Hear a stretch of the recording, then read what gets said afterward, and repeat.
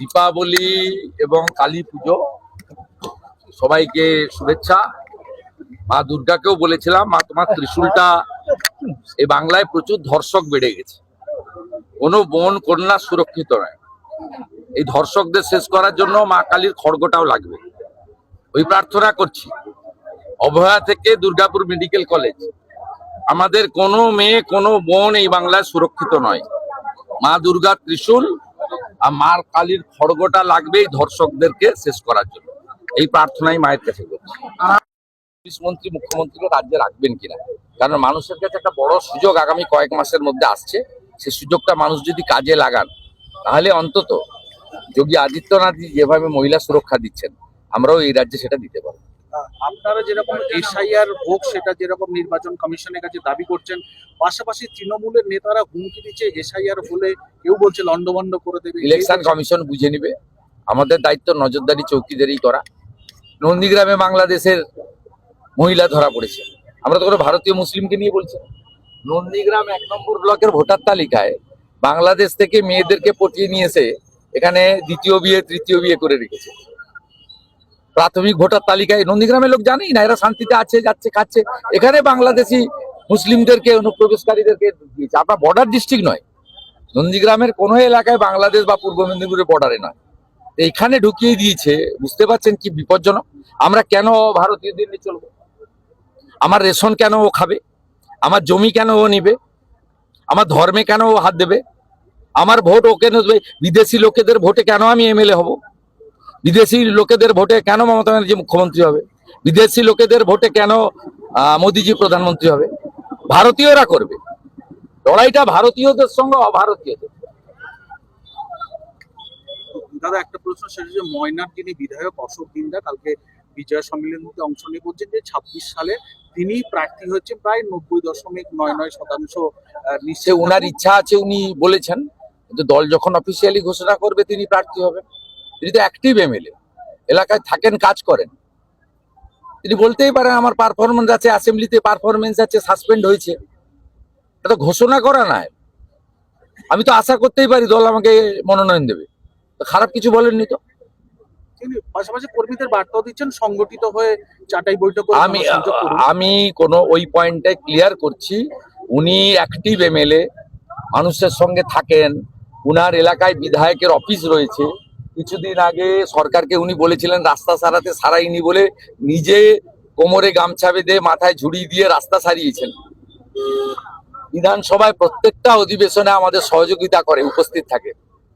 গত বিধানসভা অধিবেশনে সাসপেন্ড হয়েছে। তো তিনি তো আশা করতেই পারেন যে এখানে 90% ধরে নিন আমি দাঁড়াবো। তো দলের কাছে আবেদন, জনগণকে বলছি, ক্ষতি কিছু নেই। দল যখন অফিসিয়ালি ঘোষণা করবে তখন তিনি প্রার্থী। আপনিও আশা করতে পারেন আমি সাংবাদিকতা ছেড়ে আমি কোনো রাজনৈতিক দলে যোগ দেব, আমিও ভোটে দাঁড়াবো, আশা করতেই পারেন। তিনি তার আশাটা বলেছেন। তিনি এক্সিস্টিং এমএলএ, তিনি এমন কোনো কাজ করেননি যাতে তাকে দল বদলে দেয়। সেই ধারণা থেকে তিনি বলেছেন। এটাকে প্রার্থী ঘোষণার সঙ্গে বিতর্ক তৈরি করার কোনো কারণ নেই। Ashok Dinda is very active MLA in Moyna, অন্য জগৎ থেকে এসেছে, কিন্তু তিনি মোদিজি এবং রাষ্ট্রবাদের পক্ষে সিনসিয়ারলি কাজ করছেন। কাজ করতে দেওয়া হয় না বিরোধী এমএলএ এমপিদের। অভিজিৎ গাঙ্গুলির এখানে সব এমপি ল্যাডের কাজ পড়ে আছে। ডিএম টেন্ডার, টোটোতে কেউ পয়সাও দেবে না। কতবার বলবে ভাই? আমার কথা যে শুনবে, বিরোধী দলনেতা বলছে টোটো চালায় বাধ্য হয়ে তোমরা 1000 টাকা মমতাকে দেবে না, 1000 টাকা মমতাকে দেবে না, চোর মমতাকে। পরিষ্কার কথা, আমার কথা শুনলে দেবে না। আর তোমাদের যদি বাধা দেয় আমি বুঝে নেব। গতকাল আপনি অরাজনৈতিক একেবারে প্রোগ্রাম, সেখানে পুজো উদ্বোধন করতে গেছিলেন, সেখানে যেভাবে দফায় দফায় আপনাকে হেনস্থা করার চেষ্টা করা হলো, এটা নিয়ে কি? আমি হিন্দু বলে বাধা দিয়েছে, রোহিঙ্গা মুসলমানরা বাধা দিয়েছে, রেখা গাজী বাংলাদেশি মুসলমান, তিনি বাধা দিয়েছেন। আমি কালকে গেছিলাম বিজেপির জন্য ভোট চাইতে নয়, হিন্দু হিসেবে কালী পুজোয়। আমাকে বাধা দেওয়া হয়েছে পশ্চিমবঙ্গে। আপনি বলুন তো, এখানে আমি 20 বছর আসি, এদের ক্লাবে আমি 7-8 থেকে আসা শুরু হয়েছে আমার। আমি দক্ষিণ কাতির এমএলএ ছিলাম, এখানে উদ্বোধন করেছি 7 সালে। আজকে 25 সাল, 18 বছর। ওই দু একবার যদি, করোনাতেও আমি এসেছি, করোনার সময়ও দূরে দূরে করে 4-5 জন মিলে উদ্বোধন করেছি। আপনি বলুন, আমি 17 বার এসেছি, আমি কোনোদিন দেখিনি পুলিশ বলছে 2টো লোক রাখতে হবে যাতে মূর্তি ঠিক থাকে, মূর্তিকে চৌকি দিতে হবে। এই জিনিস ছিল। সিসিটিভি লাগাতে হয়েছে কেন? এরা পয়সা পায়, এখানে ইন্ডাস্ট্রি আছে নাকি যে চিনতে করতে হয়, ধার রয়ে যায় পুজো হওয়ার পরে। আর উনি তো শুধু দুর্গা পূজায় দেন, কালী পূজায় তো সরকারি সাহায্য পাওয়া যায় না। আপনি বলুন এদের সিসিটিভি লাগাতে হয়েছে। এগুলো তো আমি 2 বছর আগেও দেখিনি। আমি 23 সালে দেখছি, 24 সালে দেখছি, এবারে আরো বেশি করে দেখছি। মানে হিন্দুরা তো সুরক্ষিত নয়, সাথে সাথে হিন্দু দেবদেবীরাও সুরক্ষিত নয়। এটা প্রশাসন, পুলিশ বলছে। এটাই দুর্ভাগ্য, এটাই দুর্ভাগ্য। হিন্দুদের ঐক্যবদ্ধ হতে হবে এবং রাষ্ট্রবাদী মুসলিমদেরও সাথে নিতে হবে। আমার একদিকে আমাদের আব্বাস দাঁড়িয়ে আছে, একদিকে মাসুদ দাঁড়িয়ে আছে। সবাইকে এক পাত্রে ফেলবেন না, কিন্তু এরা সংখ্যায় কম, এরা বুঝাতে পারে না। কারণ নির্বাচনের আগে 2500 টাকা ভাতা পাওয়া ইমামরা ব্রেনটা ওয়াশ করে দেয়, তখন শিক্ষিত মাসুদের কথা চলে না। আপনারা দেখছেন জেবি লাইভ নিউজ, সব খবর সবার আগে। ও নিজের পরিবারকে হেলদি ও ফ্যাটলেস রাখতে চাইলে আজ থেকেই আপনার রান্নায় ব্যবহার করুন রাজা ভোজ 100% বিশুদ্ধ খাঁটি সরিষার তেল। কারণ বর্তমানে সরিষার তেলেতে ভেজাল বেড়ে যাওয়ায় পেট ও হার্টকে অসুস্থ করছে, হার্ট অ্যাটাকের ঝুঁকি বাড়ছে, কোলেস্টেরল বাড়ছে। এসবকে পিছনে ফেলে রাজা ভোজ সরিষার তেল এখন সব থেকে এগিয়ে।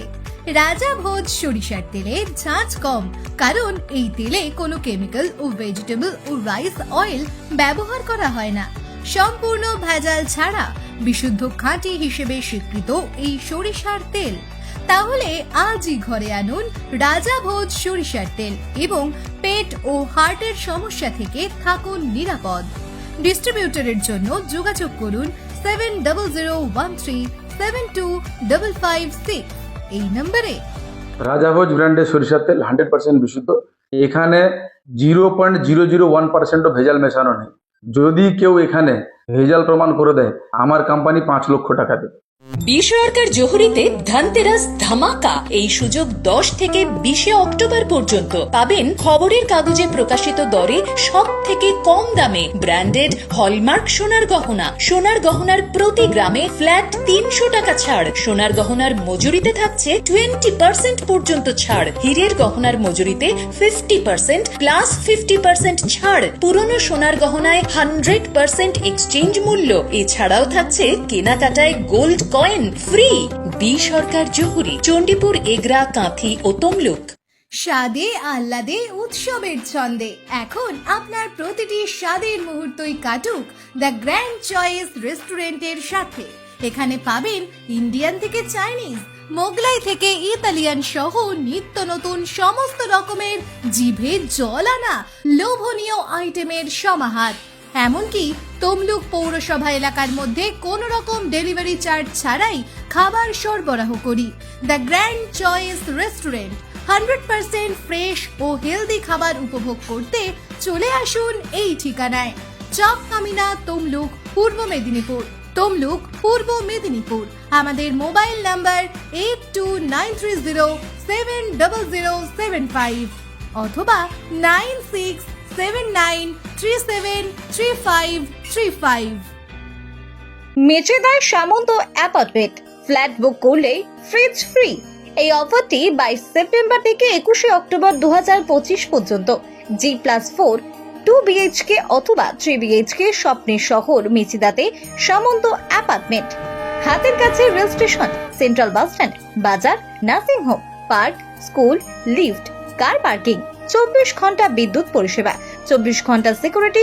আমাদের যোগাযোগ নাম্বার 9647006653 অথবা 9800082901।